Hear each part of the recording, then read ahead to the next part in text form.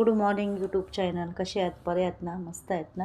मी पण खूप छान आहे. आज मी तुम्हाला मोड आलेल्या मटकीची भाजी दाखवणार आहे. टेस्टी आणि चवदार असते. खायला पण एकदम मस्त लागते, चटपट लागते, चटपटी लागते. चला आपण मग रेसिपीकडे वळूया. हे मोड आलेले मटकी आहेत. स्वच्छ पाण्यामध्ये धुवून मी रात्री भिजत घातलेले, तर त्याला मस्तपैकी मोड आले आहेत. एकदम बघा किती मस्त मोड आले आहेत. त्याची आज मी झटपट भाजी दाखवणार आहे. काहीच वेळ लागत नाही भाजीला. त्याच्याआधी मी घेतले आहे कांदा घेतला आहे, टमाटर घेतला आहे, हे आपलं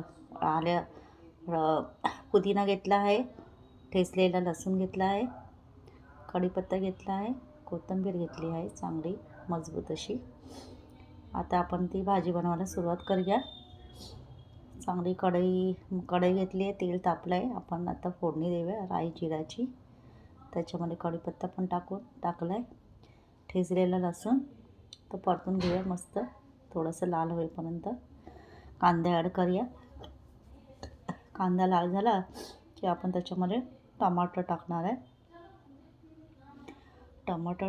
टमाटर पण जरा थोडंसं असं काय ते नरम झालं ना, असं लुसलुशीत की आपण त्याच्यामध्ये मसाले ॲड करणार आहेत. हे आपण मसाले आहेत, लाल तिखट आहे, जिरा पावडर आहे, धना पावडर आहे आणि गरम मसाला आहे.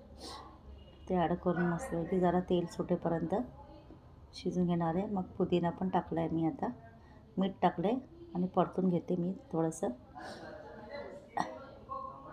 चांगलं असं परतून घेतलं आहे. आता ह्याच्यामध्ये मोड आलेले मटकी टाकली आहे, ती पण मी परतून घेते चांगली अशी व्यवस्थित अशी, की चवीला पण एकदम टेस्टी आणि मस्त झटपट भाजी आहे. का हरकत नाही तुम्हाला पण बनवायला.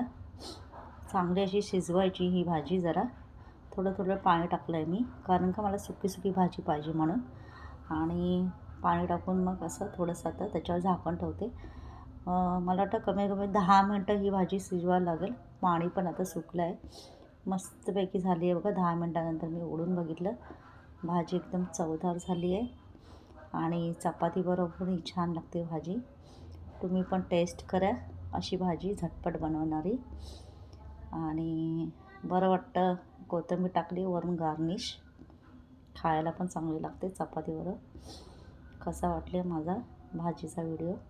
असेच रोज व्हिडिओ टाकत जाईल, बघत राहा. चॅनलला सबस्क्राईब करा, लाईक करा, शेअर करा. चला